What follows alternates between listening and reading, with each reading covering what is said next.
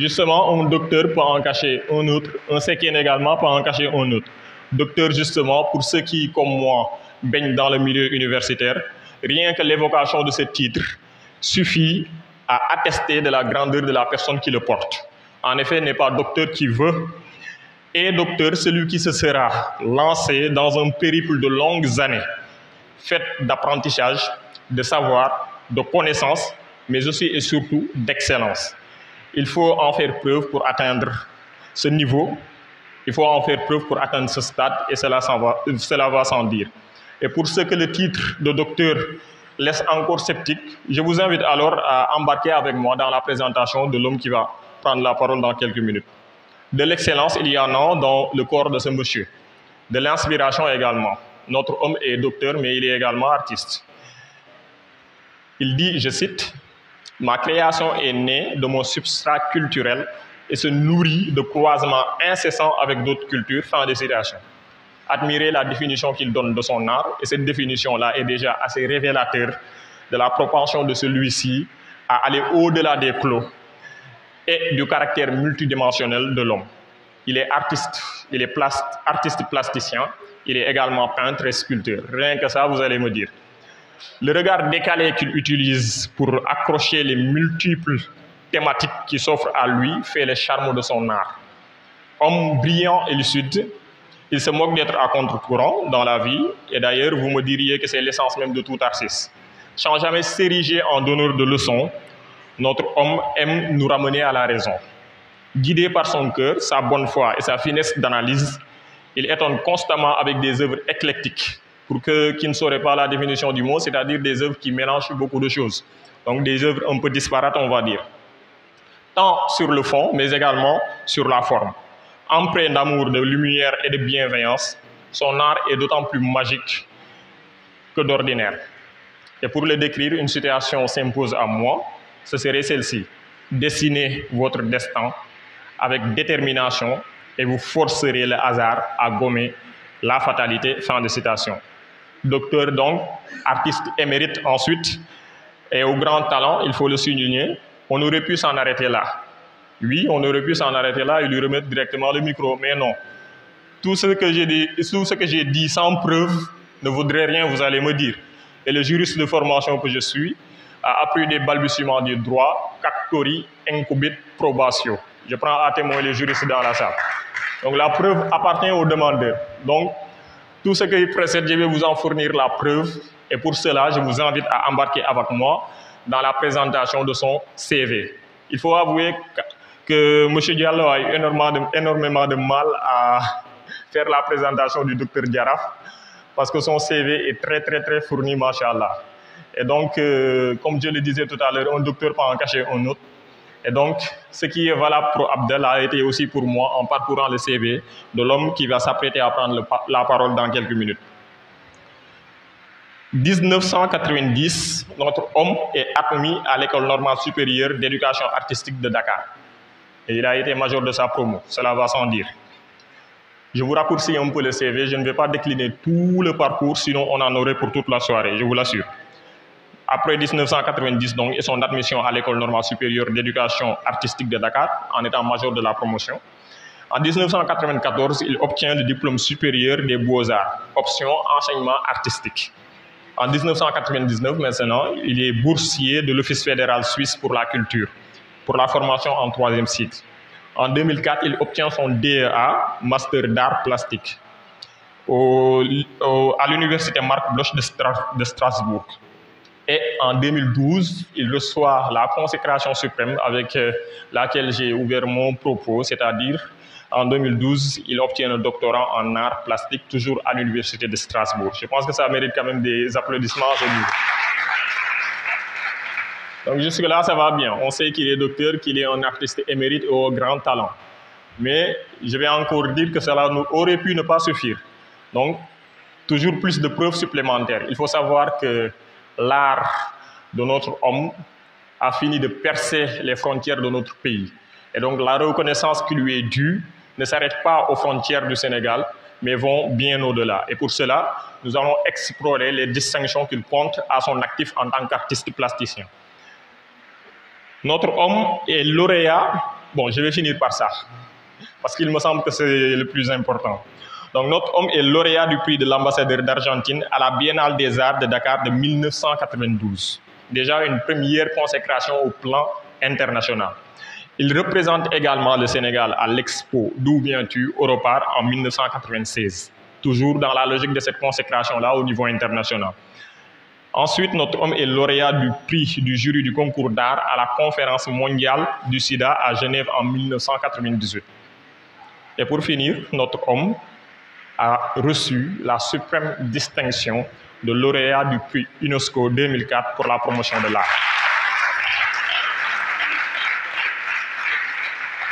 Pour ceux d'entre nous qui ont la chance d'avoir fait éducation civique à l'école, IC, c'est comme ça qu'on l'appelait, n'est-ce pas? Vous l'avez fait, vous?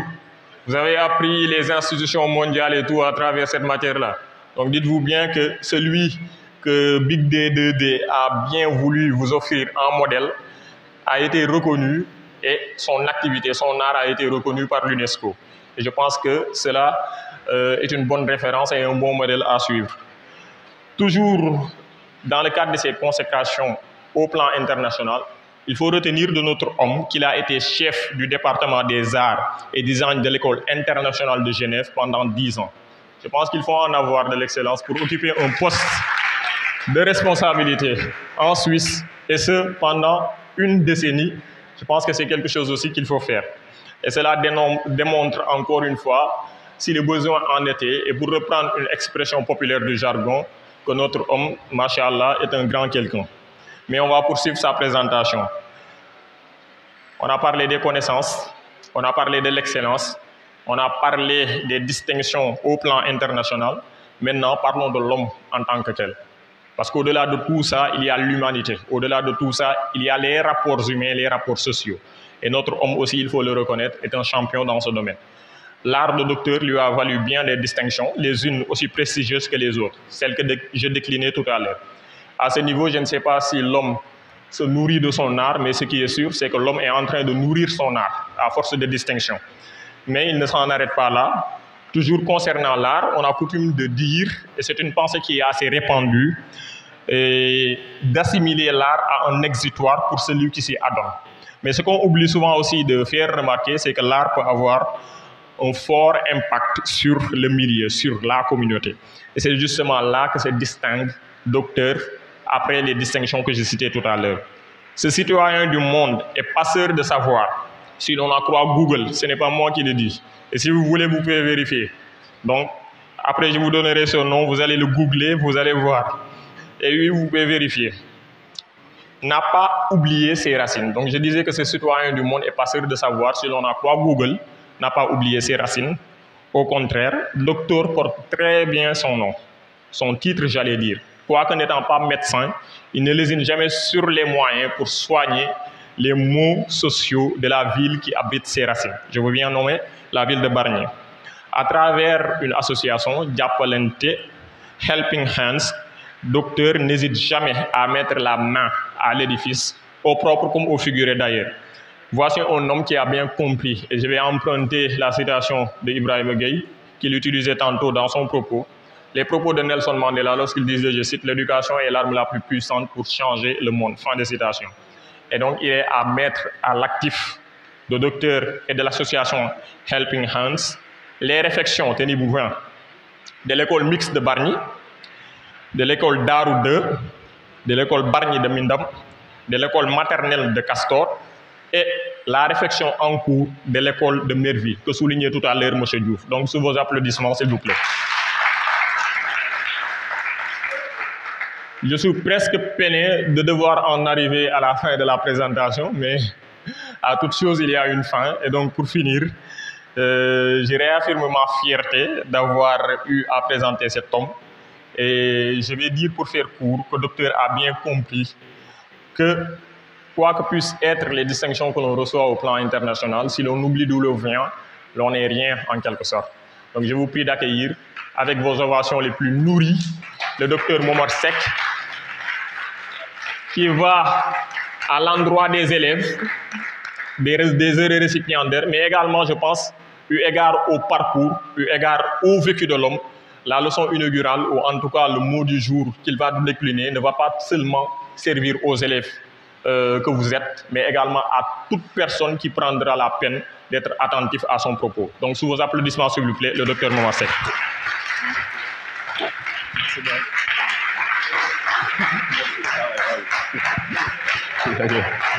fii bi ñu commencé ba léegi am njàng rek lañ fa wax kenn rek moo fi xam ceeb kenn rek moo fi tudd ab ceeb kenn rek moo fi tudd ceebab jën donc fayu na ma comme ni ma ko bëggoon waxee. Donc je vais commencer par franchement saluer xam na ma kay xam na ma fi tudd ab ceeb donc je vais commencer franchement par remercier BIC d'avoir organisé cette consécration pour nos élèves. Et j'étais d'autant très heureux de voir que le grand Diaraf, que j'ai connu et que je n'ai pas vu depuis plusieurs années, avant même que j'aille à l'université, et il est l'ami de mon grand frère Pape Seck, mais moi j'étais l'ami et je suis encore l'ami de Issa Thiaw. On a fait face ensemble pendant l'université. Je pense qu'on peut en écrire des livres, même 2 ou 3. Voilà. Donc, je commencerai par féliciter les bacheliers de cette grande distinction. Si c'était dans la classe des écoles internationales, on vous appellerait la classe de 2023. Donc, félicitations à la classe de 2023, ou du moins les meilleurs de la classe de 2023. Et je féliciterai aussi les enseignants. Et pour les enseignants, je ne me limiterai pas simplement à féliciter les enseignants qui vous ont enseigné pendant le bac, mais ceux qui ont commencé depuis le CI, parce que les bases étaient fondamentalement nécessaires pour que vous puissiez arriver à faire de pareils résultats. L'enseignant a toujours été un modèle dans notre société. Et comme j'ai toujours l'habitude de dire, c'est celui qui se réveille tous les matins pour marcher sur le chemin de réussite des autres. Et quand on était plus jeune, quand on voyait notre enseignant dans la rue, on se cachait. Et je pense que maintenant, quand les jeunes voient leur enseignant, « Hey, monsieur Gueye, nakade ». Et d'une autre part, je me rappelle qu'on avait aussi à l'école des symboles. Je ne sais pas si vous savez les symboles pour parler français. Donc c'était une obligation. Et progressivement, ça commence à disparaître. Je ne sais pas de quelle manière ça pourrait être incité de nouveau pour que les élèves commencent de nouveau à parler de manière assez efficace le français.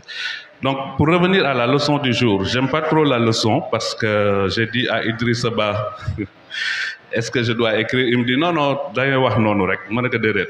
Ab leçon indi la yor ay kayit pour ab enseignant.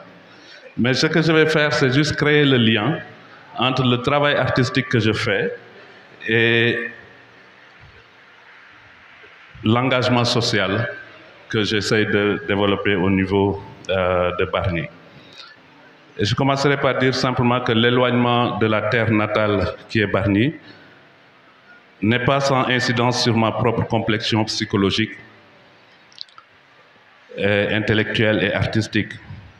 Bon, je ne vis pas les conditions de l'exil type en étant en Suisse comme une expulsion de ma patrie, mais cet exil fut volontaire, motivé uniquement par le besoin d'un ailleurs et la recherche du savoir et aussi de définir et voir d'autres horizons. Donc c'est un choix qui m'a obligé à osciller entre ici et là-bas, entre dedans et dehors. Et cette situation de l'exil comprend plusieurs phases, c'est-à-dire la diversité des lieux. Quand je parle par exemple de mon atelier, il s'agit de Bargny et de Genève, comme un constant aller-retour. Et le travail que j'ai entrepris dans l'exil en relation directe avec mon lieu d'origine, dit mon milieu naturel, c'est-à-dire là d'où je suis parti, le lieu nostalgique par excellence, et aussi le recul et les possibilités d'analyse depuis l'extérieur. J'aime souvent dire que l'aphorisme du poète portugais Torga, qui disait que le chez-soi, c'est là d'où on part. Donc c'est moi, ce sera toujours ici, parce que c'est d'ici que je suis parti. C'est une manière de vivre une sorte de stratégie de compensation du désir et du comblement d'un vide creusé par l'exil lui-même. Le travail plastique, bon, quand on parle de plastique, ça veut dire simplement pas du plastique qu'on utilise. Le travail plastique, c'est le travail artistique. Ceux qui font de la peinture et de la sculpture, c'est ça qu'on appelle les artistes plasticiens, par opposition aux arts scéniques, qui sont les musiciens et les dramaturges. Le travail plastique dans l'exil semble dès lors être déterminé par un certain type d'organisation et de fonctionnement personnel qui semble revêtir pour moi une relation assez transitoire. Bon, ici j'interviens pour la notion fondamentale du recul, parce que le fait d'être à l'extérieur m'a permis de voir Bargny depuis l'extérieur, d'avoir un recul.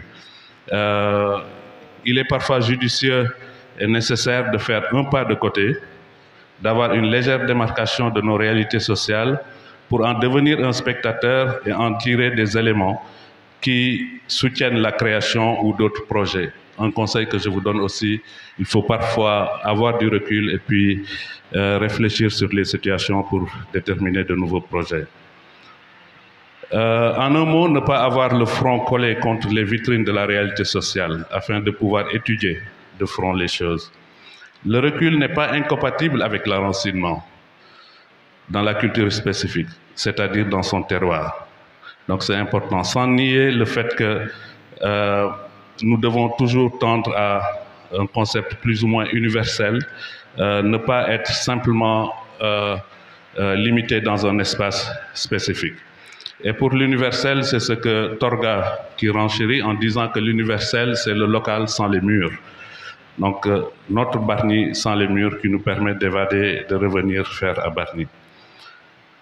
Donc je reste constamment un habitant de Bargny. Je suis habité par Bargny partout où je suis, et tout ce que j'ai de plus précieux et de plus profond en moi et dans ma création plastique me vient de Bargny, de ce lieu de prédilection et par excellence qui me définit le mieux. Alors je vais vous parler un peu de mon travail artistique et comment je fais le lien entre le travail artistique et le travail communautaire, parce que je privilégie simplement les thèmes de l'unité en passant par certaines techniques et méthodes pour apparaître pour faire apparaître le lien. Et le lien, le premier élément de lien de mes sculptures, c'est l'attache. Donc, taka. Et pour moi, c'est un élément important. J'étais confronté à une différence culturelle quand j'ai montré mon travail en Suisse et que une personne est venue me dire, mais attacher, ça veut dire contraindre, ça veut dire empêcher la personne de vivre, ça veut dire quoi? Et pour moi, attacher veut dire unir, parce que takate, c'est dans le sens de mettre des personnes ensemble. Même le mot attacher va jusqu'à sens de créer ce lien entre les personnes. Donc, j'ai toujours ce refus de l'individualisation absolue, sans pour autant nier l'importance de l'autonomie, de la liberté et de la responsabilité personnelle. Et il faut à tout prix éviter les dégradations des anciennes solidarités. En d'autres termes, éviter les déliaisons des composantes de la société, éviter les pertes du dialogue qui aboutiront à la crise de la relation fondamentale entre les individus et la société. Donc c'est par l'existence des uns en corrélation avec l'existence des autres que je développe ces petites attaches qui lient un monde et qui lient aussi une œuvre pour en créer une unité. Donc, dans mon travail de sculpture que vous aurez la chance de voir ici, je pense que j'ai vu que depuis la biennale de 2000, depuis la dernière biennale, la sculpture est toujours là. Donc vous allez voir un fagot de bois dedans. Et le fagot de bois, donc vous aurez la primeur d'avoir l'explication. C'est des bouts de bois collés les uns aux autres. Un bout de bois fait allusion à l'individu. Parce que dans notre société, quand on nomme le nombre d'enfants d'une personne, on dit souvent ñaati cati bantayal enfin ñaati bantalayor. Donc ces bouts de bois sont unis dans un cercle, dans un espace défini, avec des règles et des principes. Chaque bout de bois sait qu'il a une chance pour l'autre. Frêle et cassable, le bout de bois définit davantage que l'union fait la force. Le titre de mes œuvres souvent sont variés entre les thèmes de l'unité, de l'engagement sans faille, de la cohésion, de la réunion sociale, les fagots des forces de l'unité, etc. Tout seul, un bout de bois peut se casser facilement, mais quand il se joint à plusieurs pour constituer un fagot, il est plus délicat et plus difficile à casser. Donc, restez unis et progresser ensemble. L'union fait la force, comme le dit l'adage bien connu. Alors, j'en viens au fait que vous êtes des lauréats aujourd'hui et vous devez penser en tant que personnes déjà éduquées et qui vont développer des projets dans le futur à ce que l'on appelle la redevance. Pas la redevance en termes d'impôts, mais la redevance en termes de don de soi, de ce que vous devez à votre société, de ce que vous devez à Bargny. Car notre société traditionnelle africaine a des solidarités et des vertus qu'il faut conserver avec soin. Le fait de venir en aide dans la communauté est quelque chose de fondamentalement important. Et dans notre société, ça respectait certaines réalités. À Bargny, quand on était plus jeune, je pense que même nous, quand on était jeunes, ça commençait à disparaître. Les maisons avaient buntu kër ak pot. Pot, ça veut dire un petit passage dans lequel les personnes venaient pour déposer l'aide à la famille souvent. Donc, ndimal loolu ba nga ko andee si kër gi ak guddi lañ ko andi si discrétion bi gën a rëy, ce qui veut dire que aw baaxee doo xam ka fi andi li doo xam kan moo la dimbali kaa tasel si dëkk bi mën naa doon ki la dimbali. Donc loolu da la relier relation sociale yi da la développer les liens yi aussi garder dignité ak nit ki, c'est-à-dire doo xalaat ne kii dimbali na ma am na la ma wàññee nangam ak nangam parce que du xam. Donc ça c'est des éléments yi nga xamante ne si sunu société la bokk foog nu bàyyi seen xel ñu jàpp si bu baax. Toujours dans la redevance, réinvestir les acquis, c'est-à-dire dem jàngi am xam-xam jël sa xam-xam jàppale si say mbokk. Et ça c'est très important. Il y a plusieurs manières de le faire nag. Tu peux le faire en soutenant des plus jeunes ou en contribuant directement à la société. Et comme disait l'inspecteur d'académie, tout de suite, c'est important de penser aux jeunes qui n'ont pas la capacité ou la possibilité de réussir de la même manière que vous. C'est pourquoi avec notre association, dont Libas Ngom qui est là est le président, on a commencé cette année le système ne laisser personne derrière.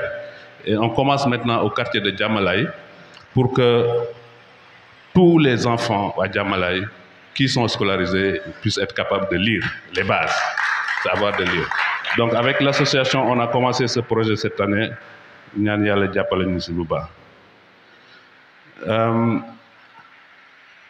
Donc je finirai simplement pour dire que gardez votre dignité, c'est ce que vous avez de plus important. Et pensez aussi que vous avez une chance pour notre société et que vous devez continuer de l'être et de penser à nous quand vous serez loin. Félicitations encore. Merci beaucoup.